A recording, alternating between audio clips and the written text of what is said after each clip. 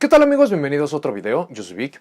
Bueno, en el video de hoy vamos a hablar sobre la temporada de reimpresiones. En el video vamos a explicar un poco este mismo concepto, qué tiempo abarca, qué significa, algunas cartas que están en peligro para esto mismo y unas cuantas cosas más. De esto se va a tratar el video, así que vamos allá. Antes de comenzar el video, su amable recordatorio de que todo lo que estoy a punto de exponer es basado en mi opinión. Por ende, si consideran que hay información errónea, ausente o que de otra forma podría cambiar mucho de lo que hablaré, por favor déjenlo en los comentarios. Vamos a comenzar tratando de definir un poco más cuál es el concepto de este video. La temporada de reimpresiones no es en realidad un término oficial, no es algo que se maneje en el juego. Como el mismo nombre lo indica, es el tiempo en el cual comenzamos a obtener las reimpresiones de cartas que tienen una etiqueta de precio muy alta, son muy solicitadas, son muy populares y que de otra forma no se podrían estar entregando o que justamente ya muchos jugadores están esperando. Estas fechas no están específicamente definidas, no obstante, ya que Konami se basa mucho en ciclos para sus productos, entonces tenemos suficiente información para poder tener una noción de cuándo comienza esta, cuándo está terminando y cuándo podemos estar aprovechando dichas ventanas. Para que todos podamos estar con la misma cantidad de información, vamos a estar revisando esto mismo para poder ver estos mismos ciclos, cuántos productos se están entregando, cuáles llegan a aparecer de vez en vez y mucho más. Usualmente por año se entrega, y para esto considere los últimos 4 años del juego, 4 sets principales, usualmente lanzados con 3 meses de diferencia entre cada uno, con algunas anomalías. Estos son los de 100 cartas, con la fórmula clásica que es 80 cartas que nos llegan desde OCG y 20 cartas originales de TCG o importaciones que no tienen otra forma de aparecer en nuestro lado del juego, sin fechas específicas, pero sí con algunas consideraciones, como que el primero generalmente es lanzado en conjunto de una lista para poder reactivar el juego, el segundo es lanzado antes de los torneos más importantes de manera global, el tercero se lanza alrededor de la fecha del mundial, alrededor de 3 Structure Decks sin una fecha fija. Podemos tener el lanzamiento de 2, por ejemplo, muy cercanos uno entre otro, como lo puede ser con una diferencia de 1 mes y medio, quizás 2 meses, y ausencias de hasta casi medio año. También hemos tenido anomalías como que se han entregado 4 por año, pero han sido casos muy específicos. 2 Legendary Duelist, estos se acaban entregando en enero o febrero el primero, y el segundo se ha entregado de forma regular en septiembre. Sets orientados a entregar soporte a estrategias que vimos en el anime. Para cada temática se entrega un número determinado de cartas y las demás son reimpresiones. Usualmente acaban siendo la mitad de reimpresiones, la mitad nuevas cartas, la composición del set. Ya que en Japón la entrega de estos sets son fijos, es por eso que tenemos muy poca variación en las fechas. Producto de reimpresiones de marzo-abril, de alrededor de 80 cartas y superiores, entregando cartas de rareza ultra con variaciones como promos o cartas muy buscadas para sus tiempos. Este es justamente el que inicia la temporada de reimpresiones, pero también puede traer importaciones importantes y cartas que serán relevantes para el futuro, para complementar otros sets, pero que al momento del lanzamiento de este no tenemos idea de su existencia. 2 constructores de decks, sets de 60 cartas que entregan 3 nuevas temáticas al juego, anteriormente compuestos de 40 cartas de rareza super y 20 secretas, y que entregaban una cantidad considerable de reimpresiones que se necesitaban para ese momento o para algunas temáticas populares recientes. Desde el año pasado tuvieron el cambio de que ahora son cartas de rareza ultra, super y raras, con la posibilidad de que aparezcan algunas cartas de rareza collector rare, entregados en algo así como febrero hasta mayo para el primero y para la segunda edición en noviembre en su mayoría, con algunos casos específicos como el reciente entregado Genesis Impact en diciembre. Un original de TCG, este se entrega normalmente entre junio y agosto, caja lanzada desde hace 3 años, usualmente entrega cartas originales para TCG, reimpresiones atractivas para la temporada, y también se ha hecho costumbre que un Structure Deck desde OCG se acaba convirtiendo en una caja para este, haciendo mucho más difícil de poder conseguir. Su estructura era igual a la de los constructores de decks tanto en rareza como en número de cartas, y estos también sufrieron el cambio desde el año pasado. Un Battles of Legend entregado a mediados de año, normalmente entre junio y julio, set que en su mayoría de cartas son reimpresiones. Este es específicamente la importación del producto conocido como Collection Pack que se entrega en OCG, pero debido al número de cartas, temática y fecha, se añaden reimpresiones importantes y cambio de rareza para muchas cartas. Su composición hasta ahora ha sido de cartas de rareza ultra y secreta. La Megalata, entregada en agosto, uno de los productos de reimpresiones más importantes, si no es que el producto de reimpresiones más importante del año, enfocado en entregar reimpresiones de los sets principales de los años anteriores. Ha sufrido modificaciones en tiempos recientes, como que se han dado cambios en las rarezas, cantidad de cartas, se han añadido cartas de constructores de decks y mucho más. Y por último, el producto sin variaciones. Tal y como el nombre lo dice, es uno que no tiene factores de azar y cada producto contiene las mismas cartas, algo similar a lo que ocurre con los Structure Decks, aunque hemos visto que han tenido temáticas muy variadas. Estos son usualmente entregados entre octubre y noviembre de cada año. Pueden ser temáticas clásicas, colección, hasta basado en movimientos y soporte que tendremos para el futuro. El último año no tuvimos este por la aparición del Maximum Gold y está en duda duda saber sobre si esto será una costumbre o fue solamente una ocasión. A estos todavía podemos entregar otros productos, como lo es el All Star Promotion, campaña lanzada para entregar artworks originales desde OCG a TCG, el Advent Calendar lanzado hace 2 y 3 años que entregaban reimpresiones enfocadas a una temática específica, usualmente para una fecha, The Dark Side of Dimensions Movie Pack, set que entregaba las cartas que hicieron su debut en dicha película con algunas reimpresiones enfocadas a este, los Special Edition usualmente entregados un mes después del lanzamiento del producto original y que por ahora sabemos que están desaparecidos, los sustitutos de los Special Edition, que por ahora hemos tenido el Legendary Duelist temporada 1, 2, Dragons of Legend The Complete Series y que estos ya hemos hablado en muchos videos, hay mucha información al respecto si quieren revisarlas, los sobres de OTS entregados solo en la participación de torneos oficiales y que no se pueden conseguir de otra forma, entregando incrementos de rareza y reimpresiones para específicas temporadas del juego, usualmente orientadas a sets recientes o próximos. Casi todos estos de forma adicional entregan o son por completo reimpresiones, pero rara vez están diseñados con esto en mente y de ser así son muy pocas cartas como para que puedan ser considerados mucho más importantes. Por ello, y debido a que no son productos consistentes año con año o que han sufrido modificaciones recientes, no los consideraremos para los fines del video. Habiendo mostrado un poco sobre cuáles son los productos que se nos están entregando año con año, un poco sobre sus notas, composición, anomalías y todos esos detalles, ya vamos a poder hablar un poco más sobre esta misma temporada de reimpresiones. Lo primero y que hay que dejar increíblemente claro es que todo este término de productos de reimpresiones es algo increíblemente subjetivo y va a depender de la opinión de cada jugador. Vamos a hablar sobre algunos productos que tenemos año con año simplemente para poder definir esto mucho más. Empezando con esto tenemos los Structure Decks, los cuales su composición de cartas que son reimpresas son algo así entre 70 y 90% de las cartas, por lo cual fácilmente se podrían estar considerando como productos de reimpresiones. No obstante, las cartas que se están reimprimiendo están muy enfocadas al mismo arquetipo, esto lo vemos mucho precisamente por las temáticas, o podrían llegar a entregar una o dos cartas populares, dos cartas genéricas, pero son muchas veces cartas que ayudan mucho más a jugadores nuevos que a jugadores veteranos, jugadores que están en un presupuesto mucho más bajo, por ende no los considero para el propósito de las reimpresiones. Hemos tenido algunas anomalías como lo sucedió con el Structure Deck del Soulburner, que acabó entregando la esperada reimpresión de la Ash Blossom en rareza común para que muchos más jugadores pudieran hacerse de esta, pero esto es algo muy raro y en realidad no es el enfoque como tal, esto simplemente acabó siendo una coincidencia. Los siguientes productos son los Legendary Duelist, que nos llegan unas 2 veces al año. Para estos su composición es de alrededor de 80% de las cartas que son reimpresas, pero ya que estos productos están tan orientados a arquetipos que vimos en el anime, es increíblemente difícil que algo se llegue a ser competitivo o llegue a ser lo suficientemente genérico como para que la reimpresión de estas cartas se llegue a agradecer. Sí, muchos jugadores se acaban agradeciendo estas mismas porque son temáticas populares, pero no se puede comparar a, por ejemplo, cuando se reimprimen cartas de los sets principales, cartas que se utilizan a 3, cartas que acaban arruinando o salvando un formato. Es precisamente esta misma diferencia. Acaba compartiendo mucha lógica con los Structure Decks. Son cartas muy orientadas a la temática, al arquetipo, pero no son lo suficientemente genéricas. Los siguientes son los constructores de decks, y estos tienen una composición interesante. Cada constructor de decks entrega algo así como 40% de cartas reimpresas, por lo que están muy lejos de poder ser considerados algo así. Sumado a esto, las cartas que nos están reimprimiendo están muy orientados a poder usarse con estos arquetipos y algunas veces se podrían llegar a dar algunas cartas que son necesarias para poder complementar sets en el futuro, sets en el pasado, cartas que por alguna razón se sintió que se olvidaron entregar en otros productos, pero en definitiva no pueden contar para esto. Casi por la misma extensión, los originales de TCG, ya que tienen la misma composición de los constructores de decks, acaban teniendo esta misma lógica. Todos estos productos comparten la característica de que, a pesar de que están entregando reimpresiones, pueden ser muy buenas, pueden ser muy localizadas, no son lo suficientemente genéricas o simplemente no están reimprimiendo cartas lo suficientemente caras como para que la mayoría de los jugadores lo acabe agradeciendo o simplemente se acaben volcando por estos. Quitando estos productos, entonces nos estaríamos quedando con solamente los que están apareciendo en su pantalla. E incluso de estos todavía podríamos estar quitando el producto sin variaciones que se entrega en octubre o noviembre. Esto va a ser un tanto contradictorio considerando que el año pasado, en 2020, se nos entregó el Maximum Gold, el cual entregó muchas reimpresiones y podría ser considerado para esta misma etapa, para esta misma temporada. No obstante, considerando la evidencia de los anteriores años, este no tendría que estar entrando allí. Acaba compartiendo muchas de las características de los productos que ya mencionamos, como Structure Deck, Constructor de Decks. Entrega buenas reimpresiones, sin embargo están muy localizadas a una temática y no es algo que tantos jugadores se acaben agradeciendo. Por lo que quitando este producto solamente nos estaríamos quedando con 3, que es el producto de reimpresiones de marzo-abril, el Battles of Legend que se entrega a mediados de año y la Megalata que se entrega para agosto. Y es precisamente el contenido de estos 3 productos en lo cual me quiero enfocar. Acaba siendo bastante obvio que estos son los famosísimos productos de reimpresiones. Esto lo podemos ver por muchas cosas. Se anuncian con bombo y platillo con cartas que son muy buscadas. La composición de estos mismos sets incluso son anunciados como set de coleccionista, por lo cual están incrementando rarezas, trayendo reimpresiones. Y ya que explicamos todos estos puntos, entonces Entonces la temporada de reimpresiones está abarcando el lanzamiento del producto de reimpresiones de marzo a abril, está pasando por el Battles of Legends, que es lanzado a medio año, y está acabando técnicamente con la Megalata. De nuevo, para el año pasado acabamos con el Maximum Gold, por lo cual esto se extendió otros 2 meses, pero de forma mucho más regular acaba siendo hasta el lanzamiento de la Megalata. Pero saber cuáles son los productos de reimpresiones acaba siendo la mitad de la pelea, es decir, es buena información de tener en mente, pero todavía podemos ir un poco más allá, tomar otro enfoque y sacar mucho más provecho de esto. El enfoque del cual quiero estar hablando